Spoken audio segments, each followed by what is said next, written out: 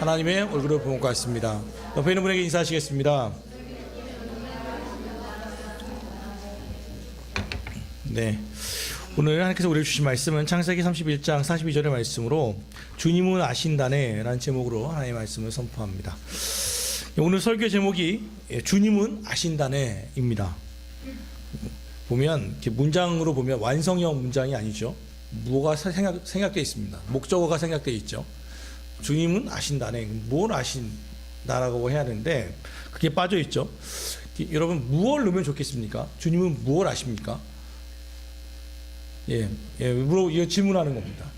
네, 뭘 넣으면 좋겠습니까? 주님은 아신다네로 이렇게 끝냈거든요. 목적어를 빼놨습니다. 일부러. 뭘 아실 것 같습니까? 모든 것을 다. 끝났네요. 더 할 말이 없네요. 이제 모든 것을 다 이렇게 하면 할 말이 없는 거죠. 좀 구체적으로 한다면 뭘 넣으면 좋겠습니까?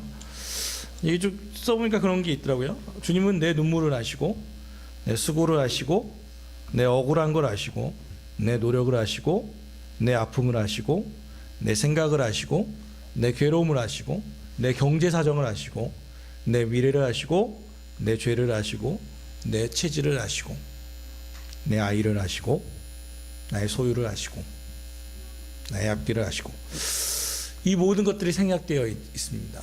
그래서 주님은 아신다네입니다. 오늘 말씀의 배경을 잠시 살펴본다면 뭐 그런 거죠. 다 아시는 거겠지만 이삭과 리브가가 오랜 기다림 끝에 결혼한 지 20년 만에 드디어 아들 쌍둥이를 낳습니다. 그런데 에서와 야곱 둘이 같이 태어나죠. 그런데 태어나자마자 차별을 당하죠. 아버지는 장자인 에서를 사랑하고 어머니는 리브가는 야곱을 사랑합니다. 차별은요, 아이를 누가 그러더라고요. 10손가락 깨물어서 안 아픈 손가락 없다고 하니까 누가 아이 5이신 목사님이 그러시더라고요. 안 아픈 손가락은 없는데 덜 아픈 건 있다고 그러더라고요. 덜 아픈 손가락은 있다고 얘기하시는데 저는 잘 모르겠어요. 그런데 아무튼 차별은 분명하게 아이들끼리의 싸움을 유도하게 됩니다. 두 부모가 서로 다른 아이를 사랑하자 결국 그 둘은 사이가 좋아지지 않죠. 특별히 이 엄마 리브가는 야곱을 사랑했는데 그 당시에 중요했던 경제적인 문제가 뭐냐면 그 축복권이라는 것이 있습니다. 장자는 축복권을 받거든요. 그러니까 아버지가 축복을 해줍니다. 그러면 축복권을 받으면 아버지의 유산의 2배를 받게 됩니다. 그러니까 반반으로 나누는 게 아니라 장자는 2배를 받고 차자가 1배를 받습니다. 이게 3분배를 하게 되는 거죠. 그러니까 이거에 대한 것도 있습니다. 그래서 야곱은 결국 엄마와 리브가와 공모하여서 사기를 치죠. 자기가 에서인 것처럼 속여서 눈먼 아버지의 눈을 속여서 아빠의 축복을 받습니다. 그러고서는 형이 에서가 이것을 나중에 알게 되자 자기의 생명 때문에 형이 무서워서 도주합니다. 야반 도주를 하죠. 야반 도주를 약 1,000km 이상의 거리를 말 그대로 아무것도 준비되지 못하고 도망쳐 버립니다. 한 번도 얼굴 한번 보지 못하였던 메소포타미아의 라반이라고 하는 외삼촌 집으로 도망가 버립니다. 그런데 도망가는 길에서 노숙할 때 하나님을 만나게 됩니다. 하나님이 내가 너의 할아버지 아브라함 그리고 너의 아버지 이삭의 하나님인데 내가 너를 도와주겠다. 네가 지금은 정처 없이 하지만 이 집으로 다시 돌아오게 될 것이다. 내가 너에게 부를 주겠다 하고 약속까지 합니다. 그 약속을 받고 이제 그 라반의 집으로 돌아갑니다. 그리고 운명의 여인을 만나죠. 라헬이라고 하는 정말 한눈에 반합니다. 이 여인을 위해서라면 무엇이든 하겠습니다 합니다. 그러니까 라반이 또 머리가 좋은 사람이거든요. 그러니까 그래? 그러면 너 내 딸을 원한다면 7년 동안 무임금으로 노동을 해라. 그러면 내가 내 딸을 주겠다라고 해서 7년 동안 라헬을 얻기 위하여 무임금으로 일을 합니다. 이런 남자를 만나야죠. 7년 동안 무임금으로 일할 수 있는 남자가 얼마나 있겠습니까? 그래서 라헬을 얻기 위해서 일했는데 또 사기를 쳐버리죠. 라반이. 사기로 흥하지 않은 사기로 망하게 돼 있어요. 라반이 사기치죠. 그 언니 레아를 강매당하죠. 말 그대로 난 나이를 위해서 일했는데 자고 일어나 보니까 라헬이 아니고 레아였죠. 너 그러니까 레아도 얻었으니까 7년 더 일해 해가지고 14년 동안 무임금으로 노동을 하게 됩니다. 두 여자를 얻게 된 거죠. 그래서 나머지 이제 6년 동안은 월급을 계속해서 깎습니다. 이제는 14년이 지났고 이제부터는 자기 집을 건설시켜야 하는데 월급을 6년 동안 10번 바뀌었다는 것은 10번 동안 올랐겠습니까? 깎였겠습니까? 뻔한 거잖아요. 월급을 깎아버립니다. 그렇게 해서 20년 동안은 그 외삼촌 집에서 일을 하죠. 그러고서는 이제 마지막 순간에 하나님께서 이것을 지켜보시더니 딜을 도박을 하게 하시죠. 내기입니다. 내기. 흰색 양과 흰색 양이 결혼하면 새끼가 뭐가 나오겠습니까? 흰색이 나오는 건 너무 당연한 거잖아요. 그런데 이제 라반과 붙죠. 그래서 만약에 얼룩진 거나 점박이나 아롱진 것이 있으면 다 내 거고 흰색이 나오면 당신 겁니다라고 해서 또 라반이 바보 같은 놈 해보자 했는데 다 나오는 족족 얼룩진 거, 점이 있는 거 뭐 이런 것들만 나오는 거죠. 그러니까 우리는 점 있는 것이 네 거다 하면 점 있는 거 나오고 얼룩진 거다 하면 얼룩진 거 나오고 그래서 갑자기 야곱이 20년 동안 일했던 수고가 한 번에 되갚아지는 그런 일을 봤죠. 그래서 거부가 되었습니다. 그러고서는 이제 집으로 돌아가는 겁니다. 20년 만에. 그런 돌아가는 길에 라헬이 사고를 칩니다. 어떤 사고를 쳤냐면 그 집에 있던 드라빔이라고 하는 우리로 얘기하면 크기는 되게 다양하지만 평균적으로는 약 팔꿈치부터 여기 손끝까지 한 50cm 정도 되는 그런 우상이 있습니다. 우리로 얘기하면 쉽게 얘기하면 뭐 부처상 같은 거라고 생각하면 됩니다. 이런 것들 하나를 훔쳐버립니다. 근데 이게 왜 중요하냐면 이 드라빔이라고 하는 것은 우상이기도 하지만 이 메소포타미아 지역에서는요 거기에 나온 서판들을 이렇게 분석해 보니까 이 드라빔을 가지고 있으면 이게 뭐냐면 유산 상속권입니다. 상속권. 이 드라빔을 가지고 가면 사위라 하더라도 이 사람의 재산을 주장할 수 있습니다. 상속을. 그러니까 라헬은 이걸 알고 있었기 때문에 아빠 걸 훔친 거예요.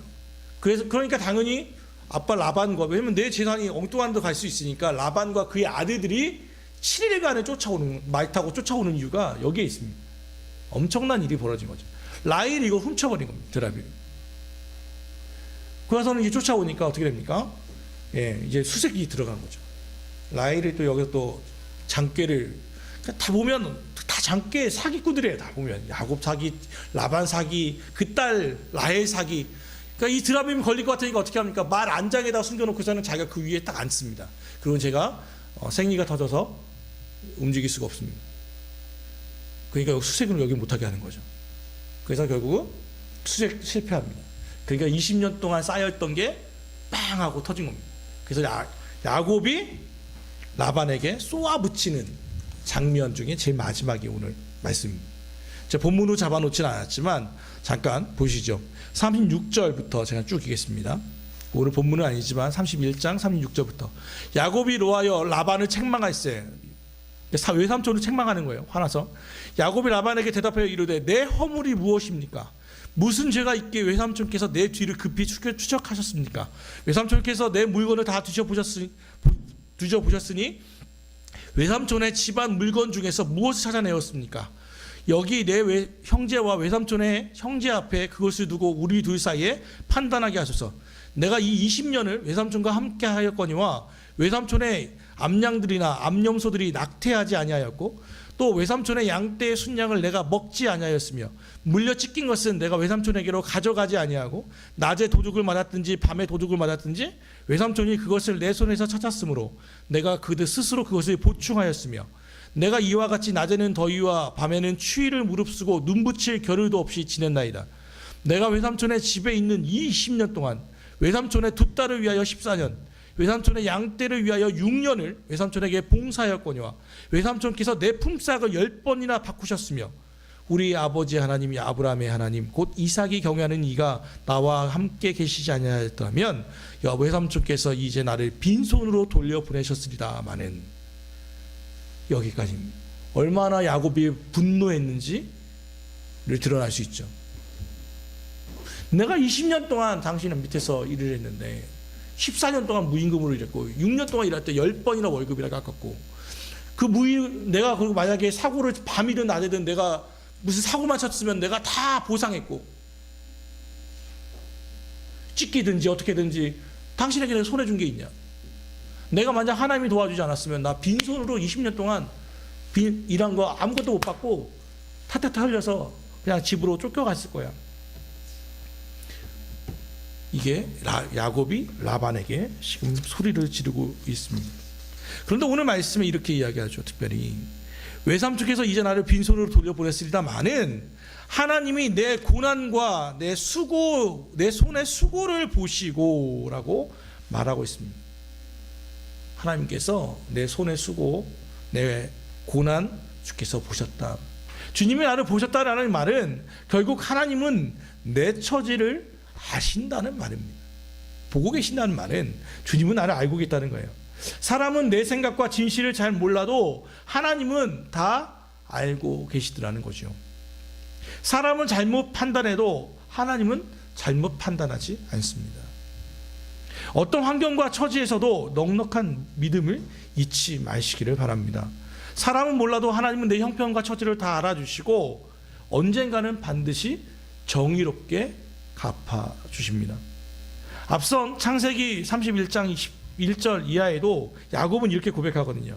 꿈에 하나님의 사자가 내게 말씀하시기를 야곱아 하기로 내가 대답하기를 여기 있나이다 하며 이르시되 내 눈을 들어보라 양떼를 탄 순양은 다 얼룩무늬 있는 것 점 있는 것과 아롱진 것이니라.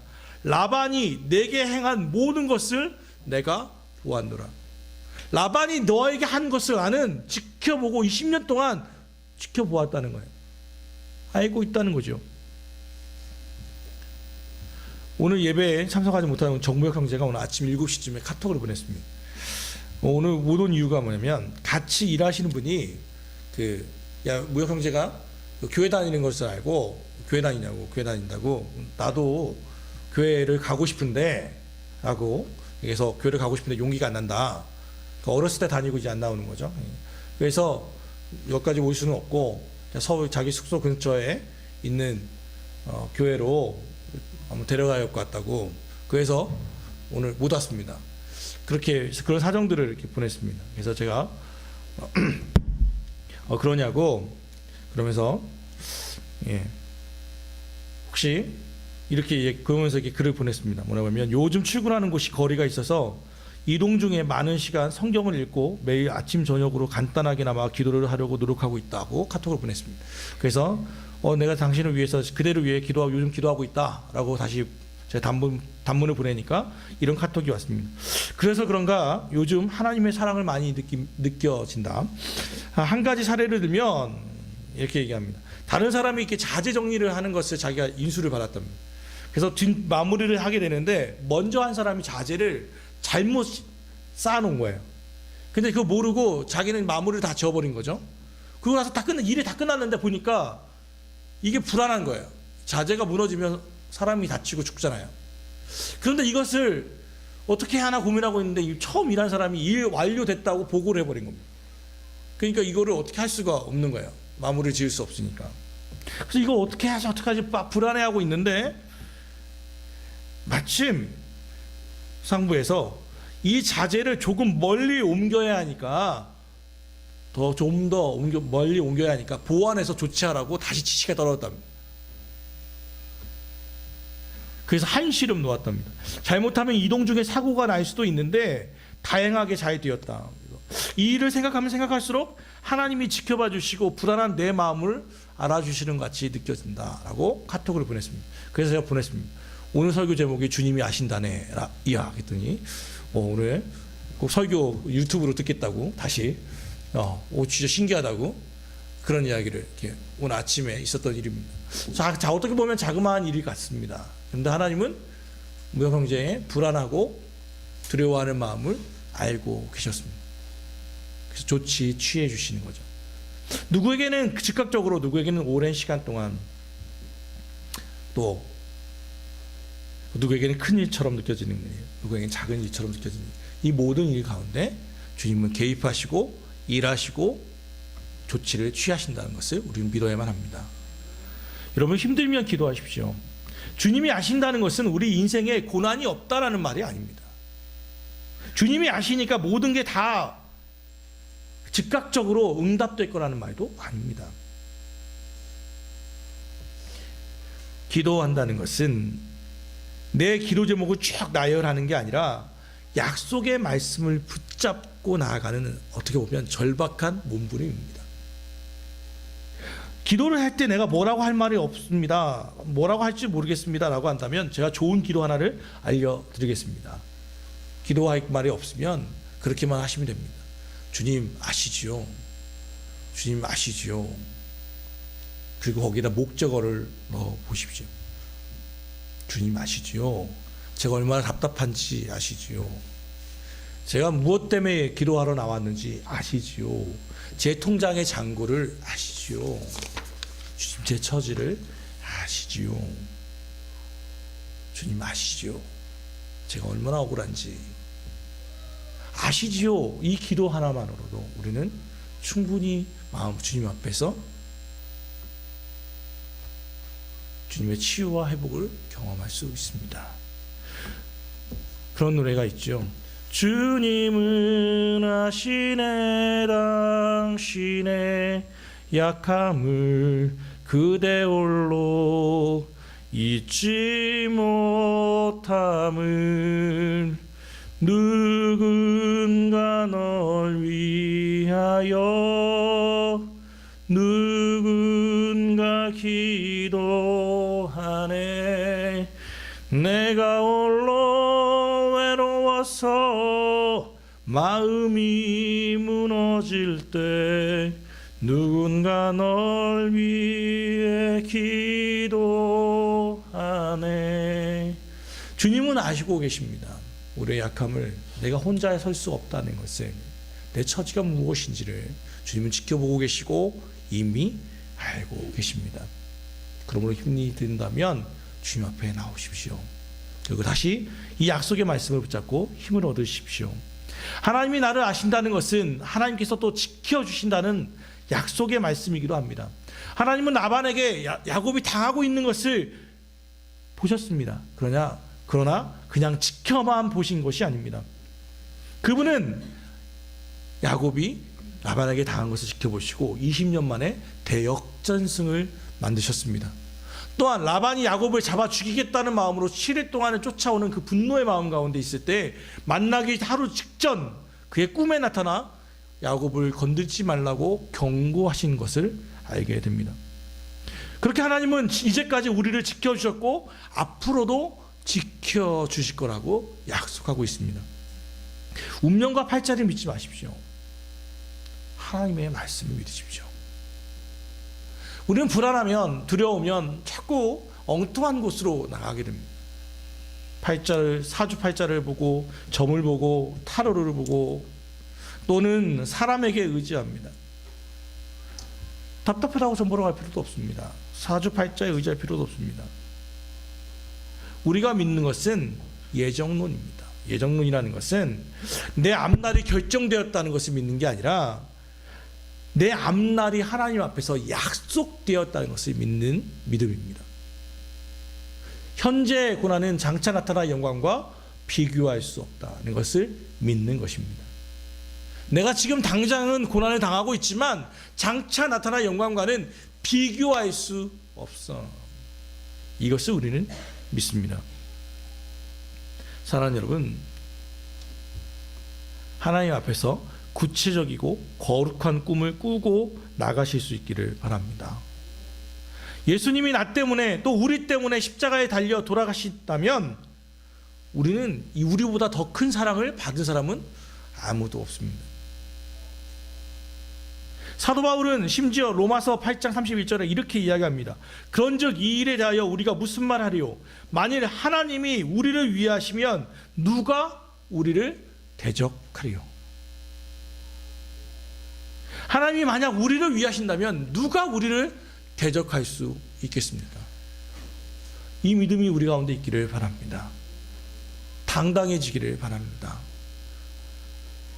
그렇게 좋은 예화가 아닐지는 모르겠지만 저희 조용기 목사님 그 책 중에 좋아하는 일화가 하나 있습니다.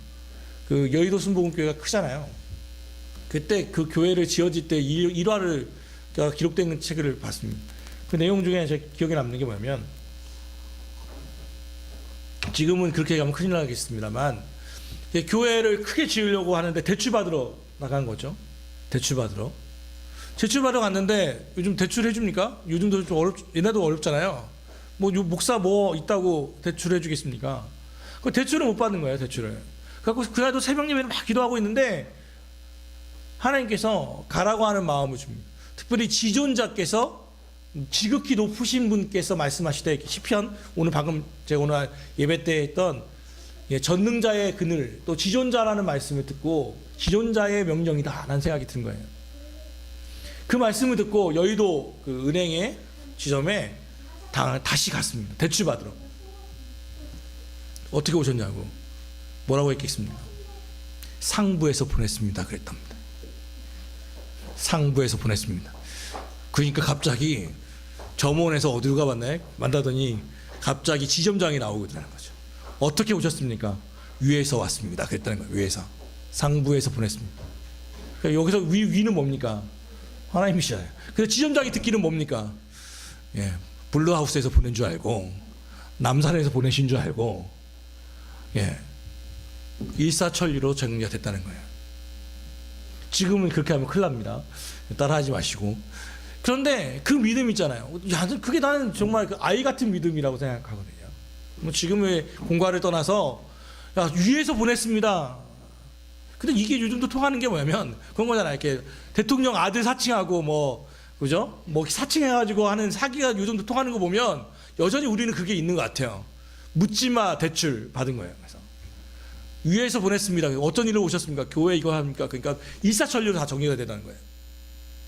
믿을 수 없는 일이 벌어진 거죠. 사랑하는 여러분, 하나님이 우리를 위하시면 누가 우리를 대적할 수 있겠습니까? 우리는 당당하게 할 필요가 있습니다. 요즘 그 영화에 보면 벌써 오래된 영화이지만 넌 내가 누군지 알아? 이런 얘기 나오잖아요. 임마 내가 네 서장과 어제도 밥 먹었고 너 내가 누군지 알아? 이런 거 많죠. 국회의원이 잡히면 맨날 하는 말은 내가 누군지 알아요. 사장님이 잡아놓으면 하는 말이 내가 누군 줄 알아 이거거든요. 거기에는 자기의 신분을 높이고 싶은 말이 있습니다. 내가 권력이 얼마나 높은지 알아 이거죠. 내가 누구 높은지 알아.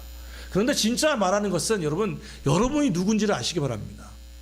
여러분은 하나님의 아들이신 예수님이 여러분을 위해 돌아가신 예수님 짤들입니다.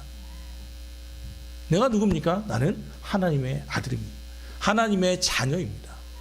로마서 8장에는 우리를 하나님의 아들들이라고 표현해 놓았습니다. 영접하는 자, 곧 그 이름을 믿는 자에게는 하나님의 자녀가 되는 권세를 주셨으니, 하나님의 아들이 되는, 자녀가 되는 권세, 권력이라고 말합니다. 조그만 권력을 얻기 위해서도 우리는 6.13 지방선거를 위해 얼마나 뛰어다닙니까? 이 별것도 아닌 이 권력 하나 얻겠다고 얼마나 우리는 피 터지게 이야기합니까?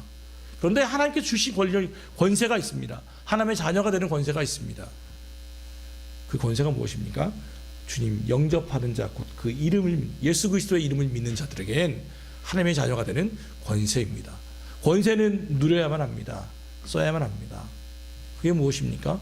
특별히 기도의 권세가 있습니다. 그것을 누릴 수 있기를 바랍니다. 하나님은 우리를 지켜주십니다. 우리를 아십니다. 하나님이 우리를 아신다는 것은 마지막으로 하나님은 나를 참아주신다는 뜻이기도 합니다. 하나님은 나를 보실 때 내 죄와 허물을 얼마나 잘 아시겠습니까? 내가 얼마나 주님 앞에서 죄인인지를 아시겠습니까? 그런데 주님은 즉시 심판을 내리지 않고 오래 참아주십니다. 가끔 매를 들고 힘든 사건을 통해서 엄중하게 경고하기도 하시지만 그 매 자체에도 하나님의 사랑이 담겨 있습니다. 우리가 자녀를 양육할 때 아이들을 훈계하는 것은 이 아이를 미워해서가 아니라 그 훈계에도 우리의 사랑이 담겨 있는 것처럼 하나님은 우리에게 때로는 훈계하시지만 우리를 오래 참아주셨기 때문에 우리는 여기 지금 살아있는 것이죠. 그 사랑을 생각하면서 환경이 어려워도 불평하지 말고 삶 자체만으로도 하나님 앞에 감사를 드리며 나아갑니다. 하나님은 철없는 우리를 끝까지 참아주셨기에 우리가 지금 이 자리에 서 있음을 기억해야만 합니다. 이제 5월 달에 부모의 가정의 달이잖아요. 누가 그런 글도 있더라고요. 부모의 매력은 알고도 속아주는 데 있다. 해보니까 그렇더라고요. 부모의 매력은 막 잘못하면 막 때리는 게 그것도 있겠지만 부모의 매력은 진짜 알고도 속아주잖아요. 특별히 아이들은 어릴수록 애들이 그 아빠 부모님 속이려고 하는 게 다 보이잖아요. 그죠? 애들 거짓말 수준이 낮기 때문에 뭐 하는지 알잖아요. 사탕 먹고 싶어가지고 거짓말하는 거 뻔히 보이죠. 용돈 타고 싶어가지고 거짓말하는 거 뻔히 보이거든요. 근데 어떻게 해요? 때로는 뭘 아는데 모른 척하고 속아 넘어가 주죠. 사탕을 주기도 하고 그가 원하는 대로 해주기도 하죠. 하나님은 그렇게 속아 넘어가 주셨기에 우리가 지금 여기에 있는 거죠. 조금만 잘못하면 막 야단치고 한다면 우리는 하나님 앞에 서 있을 수 있는 사람이 아무도 없어요. 그러니 이런 관용을 우리는 다른 얘기로 나타내야만 합니다. 가시와기 데스오라고 하는 일본인이 쓴 그 살아있음이라고 하는 책에 이런 내용이 나옵니다. 이 가시와기 데스오라는 분은 일본인이고 의사인데요. 이분이 예전에 이렇게 떨어진 물건을 주우려다가 허리를 삐끗게 했답니다. 그래서 통증이 너무 심해가지고 한동안 몸을 움직이지도 못하고 가족들에게 건강을 걱정을 끼쳤습니다. 그런데 이 통증이 나아지질 않는데 하룻밤 일정으로 도쿄에 출장 가는 일이 있는 거예요. 이건 도저히 취소할 수가 없어가지고 몸이 아픈데도 불구하고 도쿄까지 이제 하루 그 출장을 갔다 온 겁니다. 그리고 이제 저녁에 가족끼리 같이 식사를 하는데 어느 누구도 가족 중에 한 사람도 몸 어떠냐고 물어보지를 않더라는 거예요. 그래서 밥 먹다가 이렇게 얘기했답니다. 나의 허리가 조금 나아졌어 그랬답니다. 묻지도 않는데 혼자 나 허리가 좀 나아졌어. 그때 가족들이 깜짝 놀라서 미안하다고 물어보는 걸 깜빡했다고 얘기를 하더랍니다. 근데 여기 얘기가 여기서 끝나는 게 아니에요. 그러냐고 그러고 있는데 갑자기 이 데스오의 어머니가 노인이신데 갑자기 그러시답니다. 내 치통도 조금 나아졌어. 생각해보니까 내 허리 다친 날 어머니는 이빨을 다치신 거예요. 근데 어느 누구도 엄마에게 이빨은 좀 괜찮으셨어를 안 했던 거죠. 내 허리 아픈 것만 신경 쓰고 있었던 거예요, 아들은. 근데 엄마는 치통을 알고 있었던 거죠. 우리 완전 잊어버린 거예요. 이게 뭡니까? 인간의 한계예요. 가족이 고통스러워도 그것을 잊어버려버리는 게 인간의 한계예요. 가족의 고통을 지속적으로 생각한다는 것은 거의 불가능해요. 걱정해 줄 수는 있지만 순간은 걱정해 줄 수는 있지만 계속 그 아이를 보면서 또는 그 자녀를 보면서 또는 부모를 그걸 보면서 공감해 준다는 것은 정말 어려운 일입니다. 가족조차도 이런데 하물며 타인은 어떻겠습니까? 그러나 사랑하는 여러분, 하나님은 여러분의 수고와 고난을 알고 계십니다. 억울한 것도 처지도 주님은 알고 계십니다. 주님은 야곱의 고통을 보셨고 가만히 있지 않으셨습니다. 그의 상황을 바꾸셨습니다.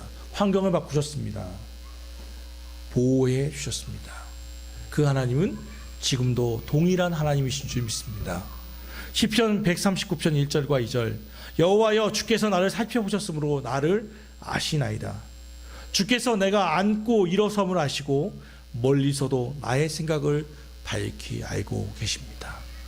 이 다윗의 고백이 우리의 고백입니다. 주님이 우리를 아십니다. 기도하겠습니다. 나보다 나를 더 잘 아시며